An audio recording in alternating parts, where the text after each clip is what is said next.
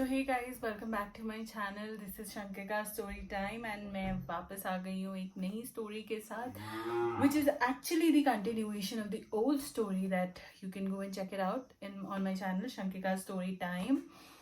सो आज की कहानी की शुरुआत करते हैं। तो जैसे मैंने आपको पिछली कहानी में बताया था कि मेरी जर्नी कहाँ से शुरू हुई थी वेट लॉस की। ऑब्वियसली टाइफॉइड हुआ, थायराइड हुआ, हार्मोनल इम्बैलेंसेस थे, एवरीथिंग एंड तो कहानी अब आ गई, टाइम स्पैन हो गया 2017। तो 2017 की बात बताती हूँ आपको। अब एक्चुअली वेट लॉस मैंने शुरू कहाँ से किया था। तो 2017 में बहुत ही प्यारा इंसिडेंट हुआ था। तो दिसंबर अराउंड आई गेस 5 दिसंबर 2017 की बात है। मेरे मॉम डैड की थी 25th एनिवर्सरी। ऑब्वियसली मुझे उसके लिए आउटफिट चाहिए था। तो हम लोग मतलब दिल्ली भी गए हुए थे किसी काम से, तो मैंने वहाँ पे भी ढूंढा, तो वहाँ पे मुझे इतना कुछ पसंद नहीं आया बिकॉज ज़्यादा टाइम भी नहीं था, तो मैं ऑप्शंस भी नहीं देख पाई थी। तो देहरादून वापस आए, तो वहाँ से मुझे इंडियन देखना था, तो मैं अपने लिए गाउन या फिर लहंगा ये सब देख रही थी। तो एक शॉप पे गए, वहाँ पे नहीं समझ में आया, दूसरे में गए, वहाँ नहीं समझ में आया, क्योंकि ऑब्वियसली बात है कि मैं ओवरवेट थी, तो काफ़ी रिस्ट्रिक्शंस भी थे। तो मतलब ज़्यादा ऑप्शंस अवेलेबल नहीं थे। तो अब क्या हुआ कि मैं एक देहरादून की काफ़ी जानी मानी दुकान है, वहाँ पे गई मैं। ऑब्वियसली मैं उसका नाम नहीं ले सकती, तो मैं वहाँ गई। और जब मैं वहाँ गई तो मम्मा आगे चले गए थे, तो मम्मा पहले शॉप में चले गए, मैं बाद में आ रही थी पीछे से। तो मम्मी गई, मैं दरवाजे पे खड़ी थी। तो तब तक वहाँ से सेल्स पर्सन जो भी बंदा सामान दिखा रहा था, उस भाई साहब ने हम तक आने का भी कष्ट नहीं किया। उसने अपनी ही जगह से, मतलब कम से कम हमसे रहा होगा 3-4 मीटर दूर तो था ही। मीटर कह रही मैं, मतलब आप समझ रहे हो ना, 1 आर्म डिस्टेंस से थोड़ा ज़्यादा दूर था।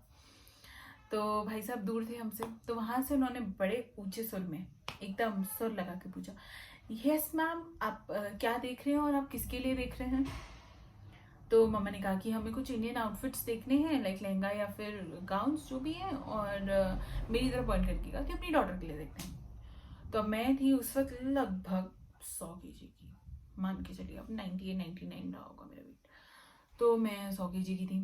तो ऑब्वियसली ऑप्शन नहीं थे, वो मुझे भी पता था नहीं है ऑप्शन ज़्यादा, पर भाई साहब को उस पर ठप्पा लगाना था। तो भाई साहब ने वापस उतने ही ऊंचे सुर के साथ रिप्लाई में क्या कहा कि मैम, इनके साइज का तो हमारे पास यहाँ पे कुछ भी अवेलेबल नहीं होगा, आप दूसरी शॉप पे जाके पता कर लीजिए, यहाँ पे आपको कुछ नहीं मिल सकता।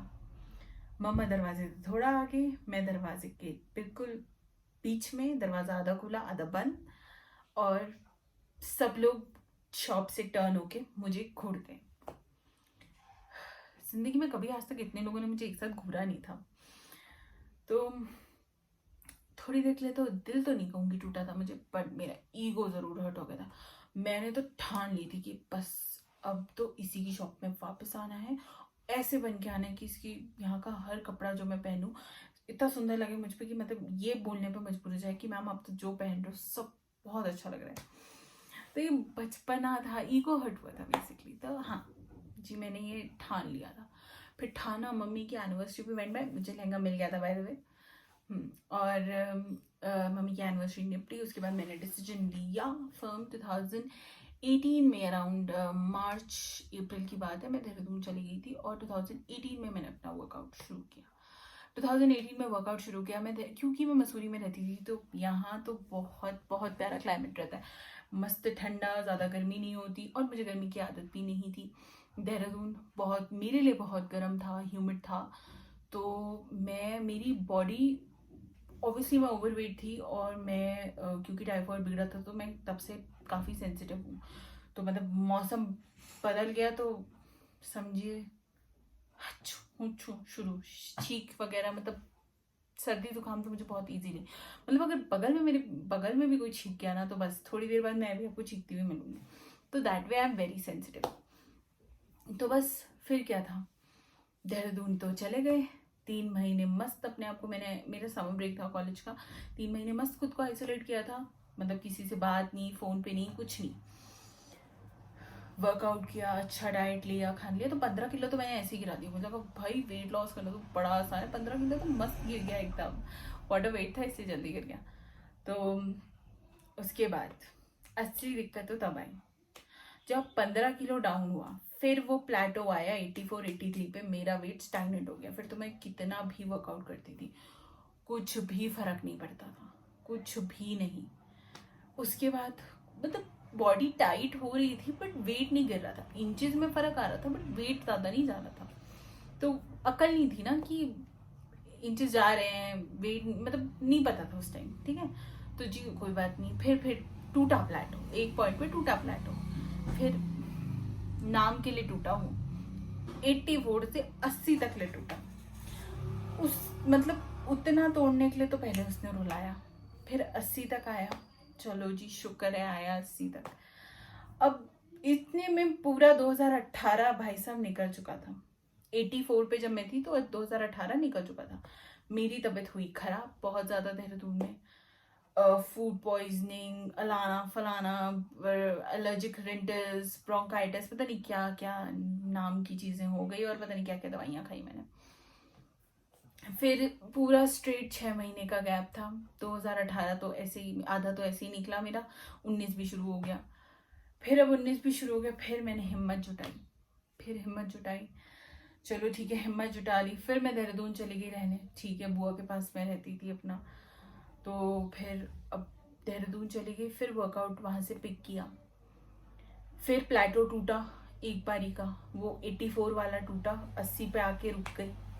80 2018 में एंड मतलब बाय नवंबर दिसंबर नहीं बाय अक्टूबर, हाँ अक्टूबर नवंबर में 80 पे अटक गई थी। और उसके बाद मैं आपको बता रही हूँ 2020 फरवरी मार्च, मतलब मार्च में शायद लॉकडाउन लगा था 2020 के, मार्च तक मेरा वेट तो 80 पे ही अटक गया था। मतलब वो तो वहाँ से जा ही नहीं रहा था, इतना मतलब इतनी माथापिच्ची हुई पर वो वेट नहीं गिरा। डाइट की, एक्सरसाइज की, 2 टाइम सब कुछ किया, इधर भागे उधर भागे, मतलब पर वो वेट रुला दिया था उस वेट ने, वो गिरा नहीं वहाँ से। चलो जी ठीक है, लॉकडाउन पता ही है, लॉकडाउन लग गया, वर्कआउट बंद हो गया, जिम बंद हो गया, सैड लाइफ शुरू हो गई, समझ में नहीं आया हुआ क्या, ठीक है। अब उसके बाद कहानी का ट्विस्ट कहाँ से आता है, कहानी का ट्विस्ट यहाँ से आता है कि उसके बाद अराउंड अगस्त वगैरह का टाइम था, मैं थोड़ा सा पिक किया था खुद को, वॉक पे चली जाती थी, मौसम बढ़िया रहता था तो चलो वॉक पे चले गए, वॉक वगैरह पे चली ही जाती थी। तो वॉक करते करते ऐसे ही एक दिन कोई लबासना से मिल गया, तो वो पार्ट ऑफ द जो भी आउटडोर टीम थी वो उसी का पार्ट थे, तो वो मिल गए मुझे। तो ऐसे ही पता नहीं उन्होंने एक दिन ऐसे पूछ लिया कि आप जिम विम भी कराते हैं वो सो, तो मैंने बोला नहीं मैं कराती नहीं हूँ, मैं करती हूँ।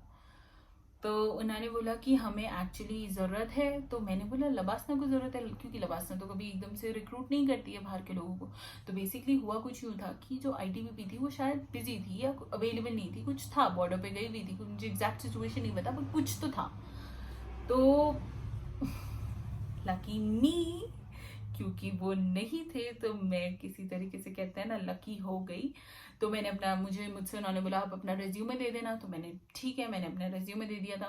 क्योंकि देखिए एरोबिक्स तो मुझे आती थी, जब मैं 7 साल की थी तब से मैं एरोबिक्स करती हूँ, और जब मैं तब से मैं योगा भी करी थी, तो 20 साल तो हो गए मुझे योगा करते हुए। फिर मैं जिमिंग भी तब से मतलब कार्डियो से शुरुआत हुई थी, फिर 2017 से तो मैं वेट वगैरह सब कर रही थी। तो उसके बाद तो इतना आसान नहीं था घुसना के अंदर, और मुझे उम्मीद तो बिल्कुल भी नहीं थी कि ऑब्वियसली मुझे लगा मुझे क्या ही कुछ तो पता नहीं क्या होगा।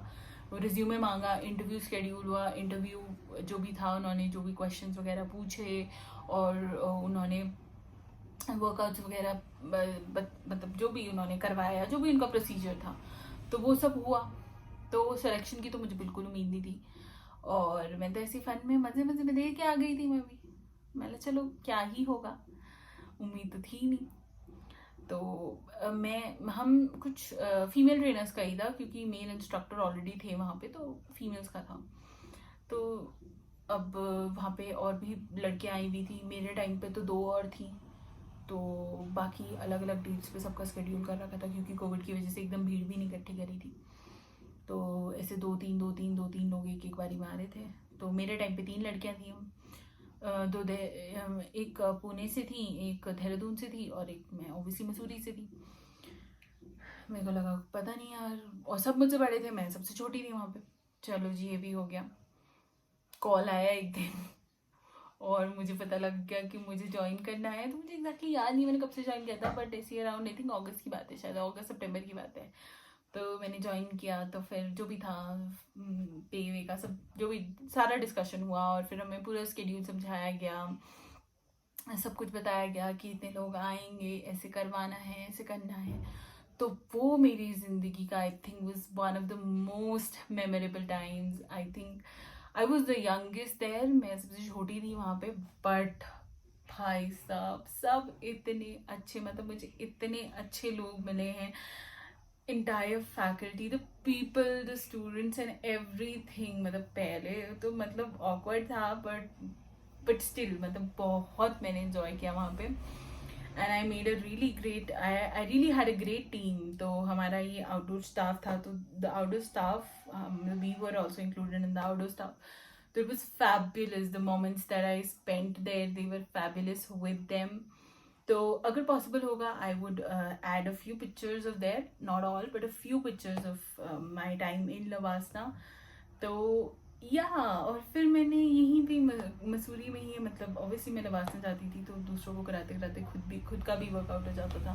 फिर मैंने यहीं पे स्विमिंग सीखना शुरू किया, ऑल्दो वो आधा रह गया था बिकॉज 2021 का फिर लॉकडाउन हो गया था, तो ऑब्वियसली।